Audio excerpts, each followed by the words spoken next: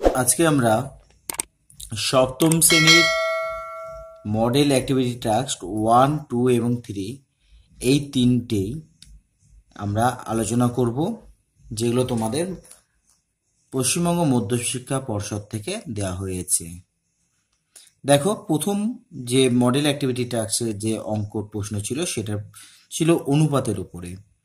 কি ছিল যে অনুপাত বলতে দুটি ড্যাশ জাতীয় রাশির তুলনা বোঝায়। সমজাতীয় রাশির এটা হবে, সমজাতীয় রাশির মানে একই ধরনের জিনিসের মধ্যে অনুপাতকে বোঝানো হয়ে থাকে। অনুপাতের কোনো একক নেই। দেখো, যেহেতু দুটোই একই রকম থাকে তাই জন্য তাদের মধ্যে কি হবে, একক থাকবে না। তাহলে এ টু দি পাওয়ার বি, এতে নিধান কি, এই যে এ দেখছো এইটা হচ্ছে নিধান, আর উপরে যেটা থাকে তাকে বলা হয়ে থাকে বেস, তাকে বলা হয়ে থাকে ঘাত বা পাওয়ার বলা হয়। আচ্ছা, এইবারে দেখো এ ইস টু বি সমান 2:3, বি ইস টু সি সমান 2:3, এ বি আর হচ্ছে সি এর মান বের করতে বলেছে। দেখো, তাহলে এ ইস টু বি সমান কত বলেছে, 2:3 বলেছে।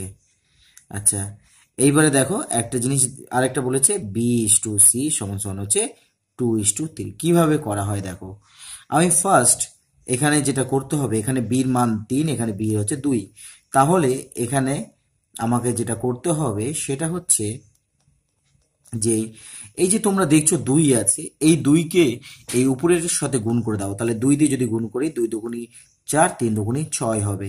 এখানে তাহলে কি করবে দেখো, তাহলে এই 2 দিয়ে একে গুণ করলাম, এই 3 দিয়ে এই অংশটাকে গুণ করলাম, তাহলে 3 দুগুণি কত হবে 6, আর 3 দিয়ে যদি আমরা গুণ করি 3 3 হচ্ছে 9। তাহলে দেখো, এই ক্ষেত্রে বি এর মানও 6, এই ক্ষেত্রে বি এর মান 6। তাহলে সেই ক্ষেত্রে কিন্তু আমরা তুলনা করতে পারবো যে এ বি সি যদি অনুপাত বের করি তাহলে কত হবে, 4:6 হচ্ছে 9 হবে। তাহলে এটা হচ্ছে উত্তর। তারপরে দেখো 5 নম্বর প্রশ্ন কি বলেছিল। 5 নম্বর প্রশ্ন বলেছিল 9,000 টাকা 3 বন্ধুর মধ্যে এমনভাবে ভাগ করে দেয়া হলো যাতে প্রথম বন্ধু যা পায় দ্বিতীয় বন্ধু তার দ্বিগুণ পায়, এবং তৃতীয় বন্ধু প্রথম দুই বন্ধুর প্রাপ্ত টাকার অর্ধেক পায়। কে কত টাকা পেল? তাহলে প্রথম বন্ধু আমরা ধরে নিচ্ছি, প্রথম বন্ধু ধরে নিচ্ছি এক্স। তাহলে ধরি প্রথম বন্ধু পায়, প্রথম বন্ধু পায় কত টাকা না, এক্স টাকা পাবে। তাহলে প্রথম বন্ধু পায় হচ্ছে এক্স টাকা। আচ্ছা, তাহলে দ্বিতীয় বন্ধু কত পাবে? দ্বিতীয় বন্ধু বলেছে প্রথম বন্ধু যা পেয়েছে তার হচ্ছে দ্বিগুণ, তাহলে হচ্ছে 2x টাকা পেয়েছে দ্বিতীয় বন্ধু। আচ্ছা, তৃতীয় বন্ধু কত পেয়েছে? তৃতীয়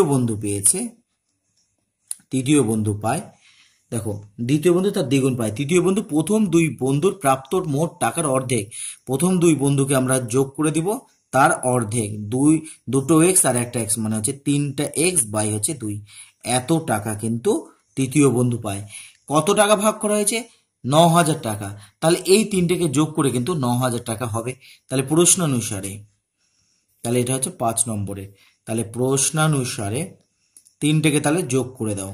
তাহলে এক্স আর এখানে 2x আর এখানে রয়েছে 3x বাই মোট টাকার পরিমাণ হচ্ছে কত, তাহলে এইটা হচ্ছে 9,000 টাকা। তাহলে 9 সমান 9,000 হয়ে গেল। তাহলে দেখো এবার দেখো কি দাঁড়াচ্ছি, 2 যদি লসাগু হয় 2 দিয়ে একে গুণ করো তাহলে 2x, 2 দিয়ে যদি গুণ করো 2 দুগুণে 4x, আর 2 দিয়ে 1 হলে তাহলে 1 হবে। তাহলে এটা হচ্ছে 3x সমান 9,000 হয়ে গেল। তাহলে দেখো 4টে এক্স আর 3টে এক্স মানে 7টা, আরটা 9টা এক্স বাই হচ্ছে 2 সমান কত দাঁড়ালো, সমান হচ্ছে 9,000 দাঁড়ালো। এটা দিয়ে যদি কাটি তাহলে এখানে দাঁড়াচ্ছে 1,000, তাহলে এক্স সমান 2 দিয়ে 1,000কে গুণ করলে কত হবে, 2,000। তাহলে প্রথম বন্ধু কত পেয়েছে? প্রথম বন্ধু এক্স, অর্থাৎ প্রথম বন্ধু পায়, তাহলে প্রথম বন্ধু পায় 2,000 টাকা। এক্সটা হচ্ছে প্রথম বন্ধু ধরেছিলাম, তাহলে 2,000 টাকা পেয়েছে প্রথম বন্ধু। দ্বিতীয় বন্ধু কত পায়? তার দ্বিগুণ পায়, তাহলে দ্বিতীয় বন্ধু পায় তার দ্বিগুণ, তাহলে 2,000-এর দ্বিগুণ মানে হচ্ছে 4,000 টাকা। তারপরে দেখো তৃতীয় বন্ধু কত পেয়েছে, তাহলে তৃতীয় বন্ধু পায় প্রথম যে দুটো বন্ধু আছে তাদের যোগফল করে দাও, 2,000 আর 4,000, তার হচ্ছে অর্ধেক পেয়েছে। তাহলে 4,000 আর 2,000 6,000, 6,000কে 2 দিয়ে যদি ভাগ করি তাহলে হচ্ছে 3,000 টাকা। তাহলে প্রথম বন্ধু পেয়েছে 2,000 টাকা, তারপর দ্বিতীয় বন্ধু পেয়েছে 4,000 টাকা, আবার তৃতীয় বন্ধু পেয়েছে 3,000 টাকা। তাহলে দেখো 3 আর 4 হচ্ছে 7 আর 2 9। তাহলে এই দেখো 9,000 টাকাই ভাগ হয়েছে কার মধ্যে? প্রথম, দ্বিতীয় ও তৃতীয় বন্ধুর। এটা ছিল তোমাদের ফার্স্ট যে অ্যাক্টিভিটি টাস্ক ছিল সেইটা। এইবারে দেখো second activity task. Second activity টাস্কটা কি বলেছিল? 2 নম্বর যে অ্যাক্টিভিটি টাস্ক, সেখানে দেখো কি বলেছে যে কোনো অনুপাতের পূর্বপদ উত্তরপদ যদি পূর্বপদের তুলনায় যদি উত্তরপদ যদি বড় হয়, অনুপাত কি ধরনের? মানে প্রথমেরটা যদি ছোট, তাহলে প্রথমেরটা যদি ছোট হয় তখন তাকে বলা হয় তাকে লঘু অনুপাত। প্রথমেরটা ছোট তাই জন্য লঘু অনুপাত। প্রথমেরটা যদি বড় হতো তাহলে এটাকে গুরু অনুপাত বলতাম। আচ্ছা, তারপর দেখো x into y to the power 0 into z to the power হচ্ছে -1। একটা জিনিস মাথায় রাখবে যে এখানে দেখো এক্স লিখো তাহলে। আচ্ছা, কোনো কিছুর মাথায় যদি শূন্য থাকে তার মান কিন্তু 1 হয়। আর জেডের মাথায় যেহেতু -1 আছে তাই জন্য জেডটা কিন্তু নিচে লিখবো। তাহলে কি দাঁড়ালো? এক্স আর 1 এর যদি গুণ করি এক্স হবে, আর জেডটা হচ্ছে নিচে হবে। তার মানে উত্তর হচ্ছে এক্স বাই জেড। কারণ দেখো আরেকবার বলে দিই যে ওয়াই টু দি পাওয়ার 0 আছে মানে হচ্ছে 1, আর জেড এর মধ্যে -1, তাহলে মাইনাস থাকার জন্য এটা কিন্তু নিচে চলে আসবে। আর 1 আর লেখার দরকার নেই, শুধু আমরা জেড লিখলাম। 3 নম্বর দেখো কি বলেছে, দুটি শরবতে সিরাপ ও জলের অনুপাত বলে দিয়েছে, কোনটি বেশি মিষ্টি বলেছে। তাহলে প্রথম শরবতে দেখি। তাহলে প্রথম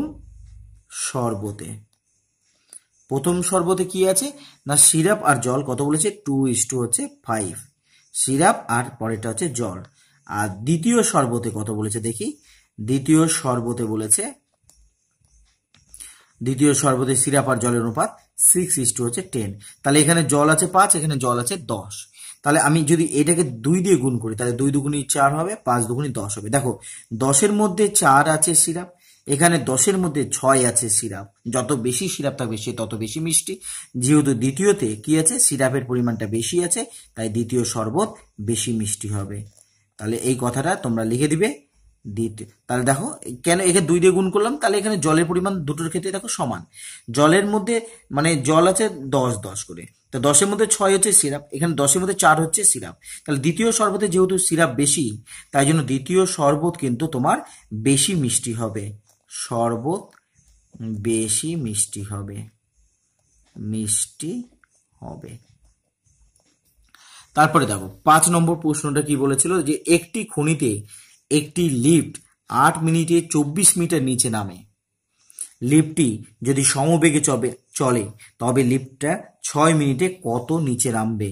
তাহলে একটা ঐকিক নিয়মের অঙ্ক এটা। তাহলে 8 মিনিটে নিচে নামে কতখানি নিচে নামে না 24 মিটার নিচে নামে। তাহলে 1 মিনিটে কতখানি নিচে নামবে? তাহলে 24/8 মিটার নিচে নামবে। আর টোটাল কয় মিনিট আছে? 6 মিনিট। তাহলে 6 মিনিটে কতখানি নিচে নামবে? তাহলে 24 ইন্টু হচ্ছে 6/8, তাহলে 3 × 8 = 24, তাহলে হচ্ছে 18 মিটার নিচে নামবে। তাহলে লিফটটা কত মিটার নিচে নামবে? 18 মিটার নিচে নামবে। তারপরে দেখো আর একটা প্রশ্ন দিয়েছে, ওই লিফট যদি ভূমির 10 মিটার উপরে থাকে তবে 70 মিনিটে কতখানি নিচে নামবে। আচ্ছা, 70 মিনিটে কতখানি যায় সেটা আগে বের করে দিই। আবার ঐকিক নিয়মের মতোই করি যে 8 মিনিটে নিচে নামে কতখানি নিচে নামে? 8 মিনিটে নিচে নামে হচ্ছে 24 মিটার। তাহলে 1 মিনিটে কত নিচে নামবে? 1 মিনিটে নিচে নামবে হচ্ছে 24/8 মিটার। তাহলে 70 মিনিটে কতখানি নিচে নামবে? তাহলে 70 মিনিটে নিচে নামবে 24 × 70/8, তাহলে 3 × 8 = 24, তাহলে 3 × 7 = 21, 210 মিটার ও টোটাল নিচে নামবে।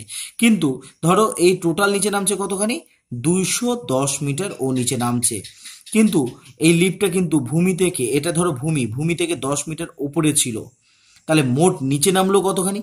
টোটাল এখান থেকে হচ্ছে 210 মিটার ও নেমেছে, কিন্তু ওটা তো ভূমির উপরে ছিল 10 মিটার। তাহলে এই 10 মিটারকে বাদ দাও, কারণ ভূমি থেকে কত নিচে নেমেছে সেটা আমাকে বের করতে হবে। তাহলে এখান থেকে কতখানি এই যে দূরত্ব এইটাকে বের করতে হবে, অর্থাৎ এই 10কে বাদ দিতে হবে।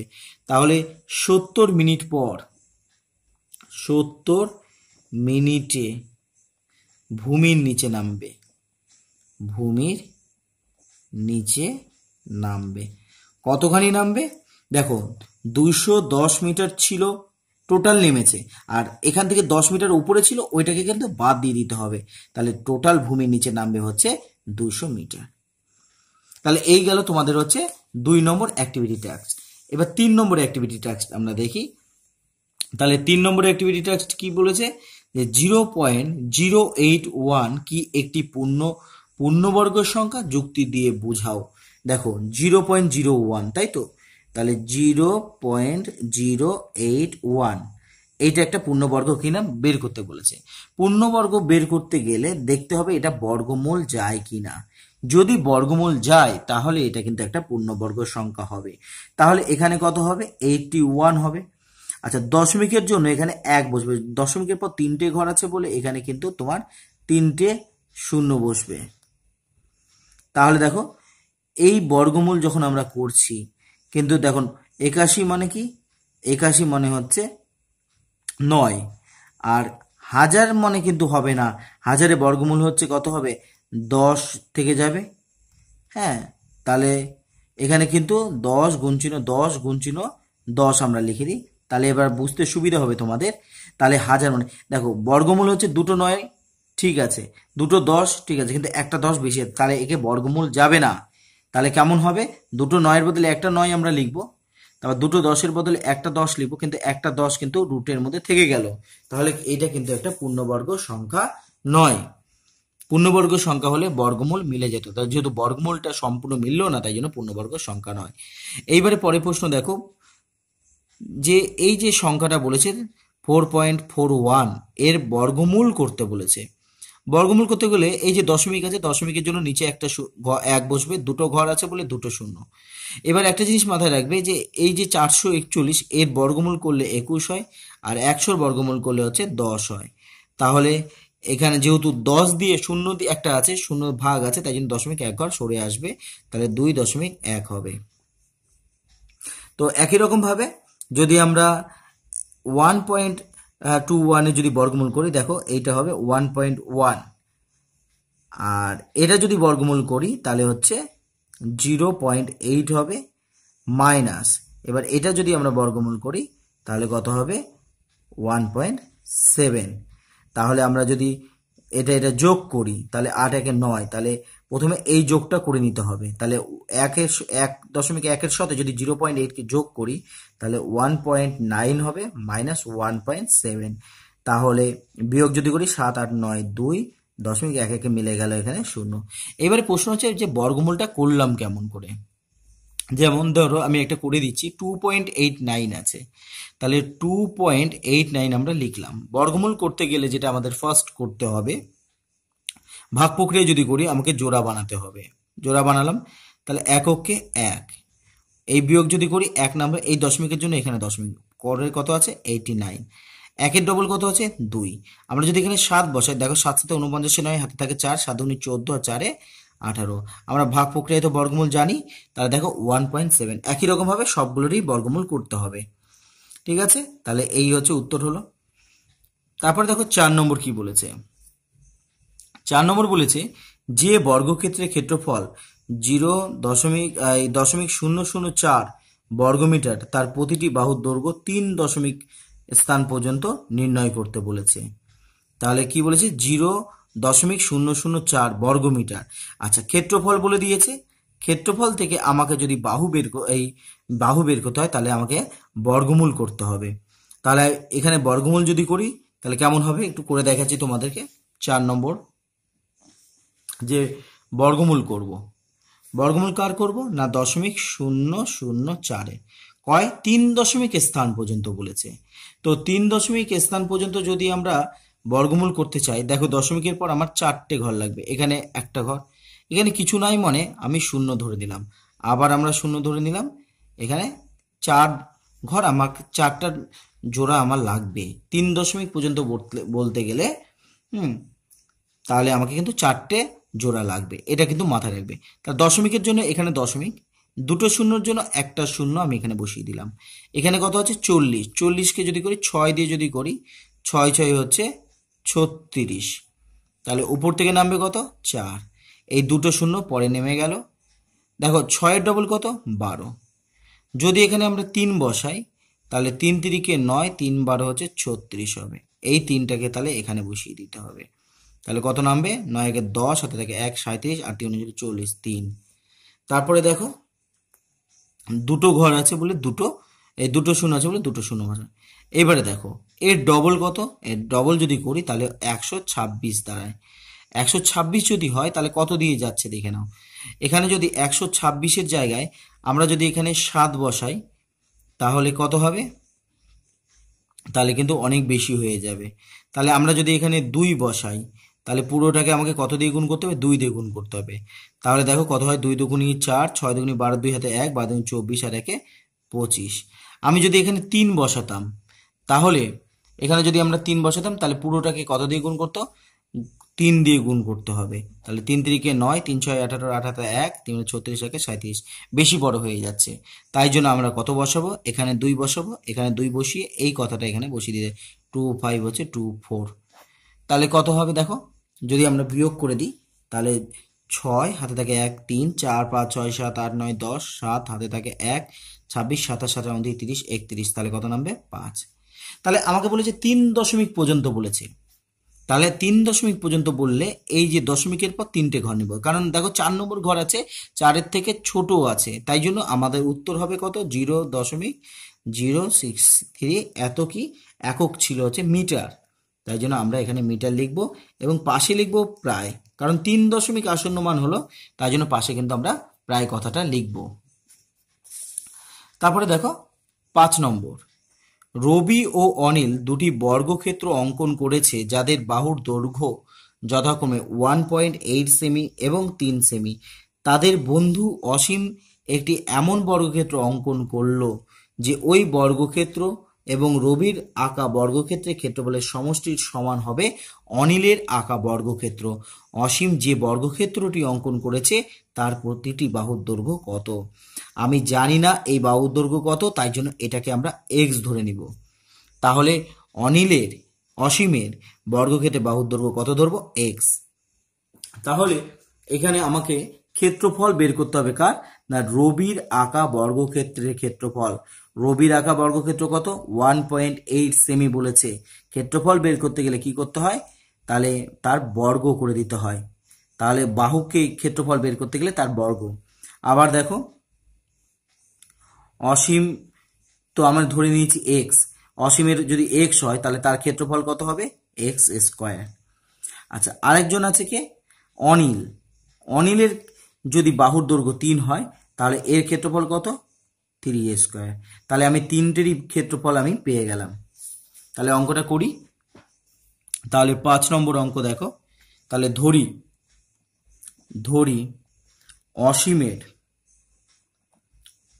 অসীমের বর্গক্ষেত্রের বাহুর দৈর্ঘ্য, বর্গক্ষেত্রের বাহুর দৈর্ঘ্য কত ধরবো, না এক্স মিটার আমি ধরে নিলাম। তাহলে বর্গক্ষেত্রের বাহুর দৈর্ঘ্য এক্স মিটার। তাহলে বর্গক্ষেত্রের ক্ষেত্রফল কত, আমি তো এখনই বললাম যে বাহু যদি এক্স হয় ক্ষেত্রফল কত হবে, না এক্স স্কোয়ার, এত কিন্তু বর্গ মিটার হয়ে গেল তার হচ্ছে ক্ষেত্রফল। তাহলে অসীমের বর্গক্ষেত্রের বাহুর দৈর্ঘ্য আমি ধরে নিয়েছি, সেখান থেকে ক্ষেত্রফল পেয়ে গেলাম। আবার দেখো কি বলেছে, রবির বাহুর দৈর্ঘ্য বলে দিয়েছে। তাহলে রবির বর্গক্ষেত্রের বাহুর দৈর্ঘ্য, তাহলে রবির বাহুর দৈর্ঘ্য কত বলেছে, রবির বাহুর দৈর্ঘ্য বলেছে 1.8 সেমি। ও তাহলে যেহেতু অঙ্কটা সেমিতে আছে তাই জন্য আমাকে কিন্তু প্রথমে এই এক্স সেমি ধরে নিতেই হবে। তাহলে এইটাও সেমিতে হবে, অঙ্ক যেটাতে থাকবে সেটাতেই। যেহেতু অঙ্ক সেমিতে বলে দিয়েছে তাই জন্য কিন্তু আমাকে নিজের ইচ্ছে মতো ধরলে চলবে না, আমাদেরকেও সেমিতেই করতে হবে। তাহলে রবির বাহুর দৈর্ঘ্য কত 1.8 সেমি। তাহলে রবির বর্গক্ষেত্রের ক্ষেত্রফল বের করি। তাহলে বর্গক্ষেত্রের ক্ষেত্রফল কত, 1.8 কি হবে, তার হচ্ছে বর্গ, এত হচ্ছে বর্গ সেমি। তাহলে দেখো অসীমের বর্গক্ষেত্র পেয়ে গেলাম, রবির বর্গক্ষেত্র পেয়ে গেলাম। এইবারে বাকি থাকলো অনিল। তাহলে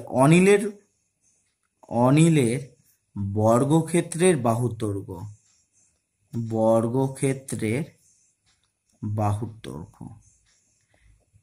বর্গক্ষেত্রে বাহুর দৈর্ঘ্য কত বলেছে? না 3 সেন্টিমিটার বলেছে। তাহলে অনিলের বর্গক্ষেত্রে ক্ষেত্রফলটা কত হবে? ক্ষেত্রফল হবে তার হচ্ছে বর্গ, তাহলে হচ্ছে 9 বর্গ সেমি। এইটা হচ্ছে অনিলের বর্গক্ষেত্রে ক্ষেত্রফল। এইবারে দেখো, এইবারে এখানে কি বলেছে? বলেছে যে অসীম এমন একটি বর্গক্ষেত্র আঁকলো যে ওই বর্গক্ষেত্র আর রবির আঁকা বর্গক্ষেত্রের ক্ষেত্রফলের সমষ্টি অনিলের বর্গক্ষেত্রের সমান হবে। তাহলে দুইজন, এই দুইজনের ক্ষেত্রফলের সমষ্টি কার সাথে সমান হবে? না অনিলের সাথে সমান হবে। তাহলে প্রশ্নানুসারে কি হবে তাহলে? না ওইদিকে এক্স স্কোয়ার হবে আর এখানে 1.8 এর স্কোয়ার হবে। এই দুটোকে যোগ করলাম, ক্ষেত্রফলকে যোগ করলে কার ক্ষেত্রফল হবে? না অনিলের ক্ষেত্রফল 9 হবে। তাহলে এক্স স্কোয়ার সমান সমান কত হবে? তাহলে 9। আচ্ছা, এই যে 1.8কে 1.8 দিয়ে গুণ করো, কারণ বর্গ আছে। 8 8 64, 4 হাতে থাকে 6, 8 কে 8, 9 10 11 12 13 14, 144 হলো। 18 কে 18, তাহলে 4 12 2 হাতে 1 3, 2 ঘর পর দশমিক, 2 ঘর পর দশমিক হলো। তাহলে এখান থেকে বিয়োগ দিয়ে দাও, এটা এদিকে আসলে বিয়োগ হবে, তাহলে 3.24। তাহলে এবার দেখো 9 থেকে এই 3.24কে বিয়োগ করতে হবে। 9 থেকে বিয়োগ করব, এখানে দশমিকের পর আমি দশমিক নেই তাই জন্য দশমিক ধরে নিলাম। হ্যাঁ, তারপরে হচ্ছে 3.24 বিয়োগ করো, তাহলে 6 হাতে থাকে 1 3 4 5 6 7 8 9 10, 7 হাতে 1 4 5 6 7 8 9, তাহলে হচ্ছে 5.76 হয়ে গেল। তাহলে এই যে 5.76 হলো, এই বর্গটা এদিকে আসলে কি হবে? না বর্গমূল হয়ে যাবে। তাহলে এটাকে আমরা যদি বর্গমূল করি, 5.76 এর বর্গমূল করলে কি হবে দেখো। তাহলে বর্গমূল কিভাবে করে? জোড়া বানাতে হবে প্রথমে। তাহলে 2 দুগুণী কত? 4, 5 1 নামলো, এই দশমিকটা এখানে চলে গেল। তাহলে পরের জোড়া কত হচ্ছে? 76, তাহলে 76 নামবে এখান থেকে। আচ্ছা, এইবারে এখানে যেটা আছে 2, তার ডবল এখানে বসাতে হবে। তাহলে এখানে কত বসাবো? 4 দিয়ে যদি বসে 4 4 16 6 1 4 4 16 1 17, মানে যেটা এখানে বসাবো পুরোটাকে সেটা দিয়ে গুণ করতে হবে। মিলে গেছে, এই 4টাকে আবার এখানে বসাতে হবে। তাহলে দেখো অসীম যে বর্গক্ষেত্র এঁকেছিল সেটাই তো আমরা এক্স ধরেছিলাম, তাহলে অসীমের বর্গক্ষেত্রের ক্ষেত্রফল হচ্ছে 2.4 সেমি। তাহলে অসীমের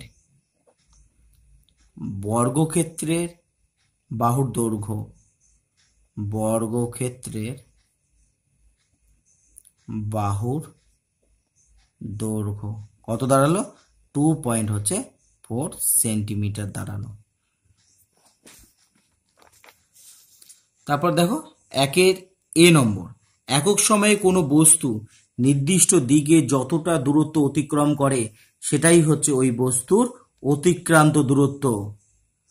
এটাই হচ্ছে তার বস্তুটা কি বলবো? অতিক্রান্ত। কোনো একক সময়ে কোনো বস্তু নির্দিষ্ট দিকে যতটা দূরত্ব অতিক্রম করে সেটাই হচ্ছে অতিক্রান্ত দূরত্ব। আবার এখানে দেখো একক সময় বলেছে, কোনো নির্দিষ্ট সময় অতিক্রান্ত দূরত্ব, মানে শুধু যদি বলে, এটাকে আরো যদি ভালো করে বলা হয় সেটা বলবো ওই বস্তুর বেগ। মানে একক সময় কথাটা আছে বলে আমি বেগ কথাটা বলছি, কোনো নির্দিষ্ট দিকে যতটা পথ যায় সেটাই হচ্ছে তার বেগ। অতিক্রান্ত দূরত্ব মানে কোনো বস্তু যতখানি যাচ্ছে, যদি সময় না থাকতো তাহলে অতিক্রান্ত দূরত্ব লিখতাম। এখানে নির্দিষ্ট সময় বলে দিয়েছে বা একক সময় বলেছে, তাই জন্য আমরা বেগ লিখব। গতিবেগ স্থির রেখে যদি গতিবেগ স্থির থাকে তাহলে সময় ও দূরত্ব কেমন সম্পর্ক হবে?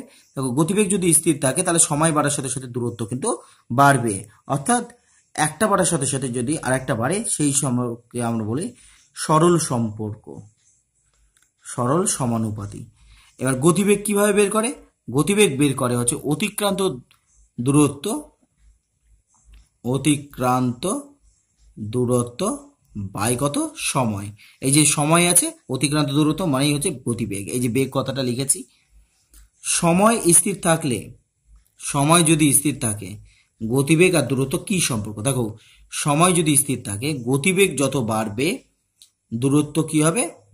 সময়কে যদি স্থির রাখি তাহলে গতিবেগ যত বাড়বে, ঠিক আছে, তত বেশি পথ ও বেশি দূরত্ব পথ অতিক্রম করবে। এইটা তার হচ্ছে সরল সম্পর্ক। সরল সমানুপাতিক।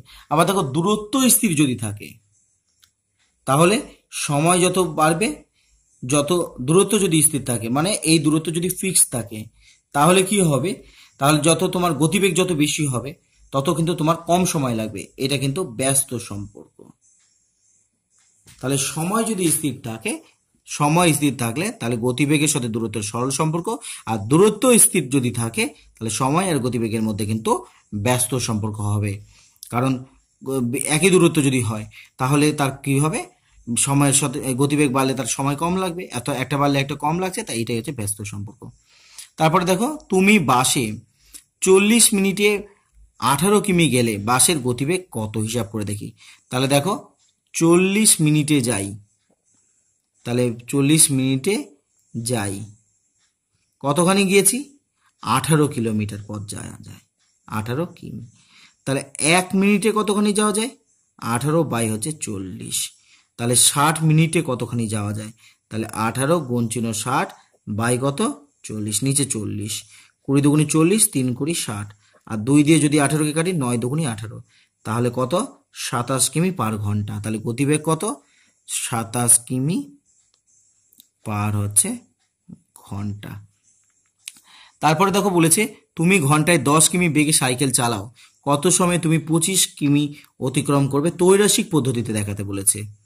তাহলে অতিক্রম করবে, তাই না, কত সময়, তাহলে সময় চেয়েছে, যেটা চাইবে সেটা হচ্ছে ডান দিকে থাকবে। গণিতের ভাষায় যদি আমরা লিখি তাহলে সময় হচ্ছে ডান দিকে থাকলো, সময়টা কি না, এখানে আমি মিনিট ধরে নিচ্ছি, এখানে মিনিট করে দিচ্ছি, বা আমি ঘন্টাও করতে পারি, আমি এখানে মিনিট করে করলেও হবে, অসুবিধা নেই।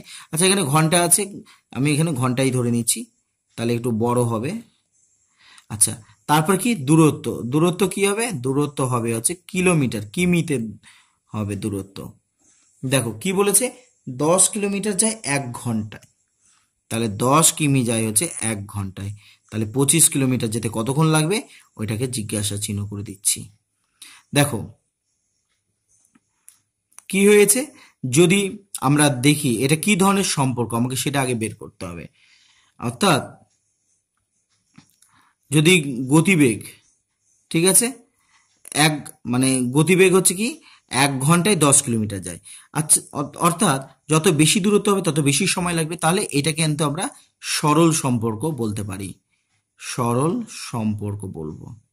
কারণ দেখো একটা বাড়লে আরেকটা বেড়ে যাচ্ছে, যত বেশি পথ যাবে তত বেশি সময় ওকে লাগবে। তাহলে দেখো দূরত্ব কি হয়েছে, দূরত্ব বেড়েছে, তাহলে এখানে দেখো 10 ছিল 25 হয়েছে, তাহলে আমরা এখানে বলতে পারি দূরত্ব বাড়লে, দূরত্ব বাড়লে সময় বাড়বে, সময় বাড়বে। যেহেতু দেখো সময় বেড়েছে তাই জন্য ভগ্নাংশ কি হবে, 1-এর বড় হবে, তাহলে ভগ্নাংশটি 1-এর বড় হবে। তাহলে ভগ্নাংশটি কত হবে, এটা কিন্তু এর নিচে লিখতে হবে এটা, তাহলে ভগ্নাংশটি হলো, ভগ্নাংশটি হলো, দেখো তাহলে বড় হবে বলেছে, তাই এই দুটোর মধ্যে কোনটা যেটা বড় সেটাকে উপরে লিখতে হবে। তাহলে 25/10 লিখলাম, তাহলে সুতরাং সময় লাগবে, সময় লাগবে কতখানি সময় লাগবে, এই 1-এর সাথে এই 25/10কে আমাকে গুণ করে দিতে হবে, তাহলে 25 দিয়ে 10কে ভাগ করলে কত হবে 2.5, তাহলে 2.5 ঘন্টা সময় লাগবে, 2.5 ঘন্টা আমার কিন্তু এখানে সময় লাগবে। তারপরে দেখো 5 নম্বর প্রশ্ন কি বলছে, ঘন্টায় 72 কিমি বেগে ধাবমান 110 মিটার দীর্ঘ একটি ট্রেন 90 মিটার দীর্ঘ একটি সেতুকে কত সময় অতিক্রম করবে। তাহলে আমাকে গণিতের ভাষায় যদি আমরা সমস্যা লিখি, সময় বের করতে বলেছে, তাহলে আমি এখানে সময় লিখলাম, এখানে আমি মিনিটে কথাটা লিখলাম, আর এখানে কতখানি পথ যাচ্ছে সেই দূরত্বকে আমরা লিখলাম হচ্ছে বাম দিকে, এটা কি লিখে দিব না, এটা মিটারে আমরা লিখছি। তাহলে আমরা দেখছি গতিবেগ যদি বলে গতিবেগকে আগেই লিখবো, তাহলে 72 কিমি মানে এটা তোমরা কিন্তু আগে লিখে দিতে পারো যে 72 কিমি মানে হচ্ছে 72,000 মিটার, আর 1 ঘন্টা মানে কত মিনিট, 60 মিনিট। তাহলে দেখো 110 মিটার দীর্ঘ একটি ট্রেন 90 মিটার দীর্ঘ একটি সেতুকে অতিক্রম। সেতু একটা বড় জিনিস, তাই জন্য কি করতে হবে, অতিক্রান্ত যে পথ হবে সেটা কিন্তু দুটোকে যোগ করে পেতে হবে। তাহলে এটাকে যোগ করলে কত হবে, 200 মিটার যেতে কতক্ষণ সময় লাগে বের করলে অঙ্কটা হয়ে যাবে। আমরা যদি এই নিয়মে করি তাহলে যত বেশি দূরত্ব হবে তত বেশি সময় লাগবে। তাহলে এটাকে আমরা বলবো হচ্ছে সরল সম্পর্ক। দেখো কি হচ্ছে, দূরত্ব কমে গেছে, আগে 72,000 ছিল, এখানে 200, তাহলে দূরত্ব কমেছে, তাহলে সময়ও কমবে। তাহলে দূরত্ব কমলে সময় কমবে। তাহলে ভগ্নাংশটি কত হবে, ভগ্নাংশটি 1-এর কম হবে, ভগ্নাংশটি 1-এর কম হবে বা 1-এর ছোট হবে। তাহলে 1-এর ছোট যদি হয় তাহলে ছোটটাকে উপরে লিখতে হবে। তাহলে এখানে লিখে দিচ্ছি ভগ্নাংশটি হলো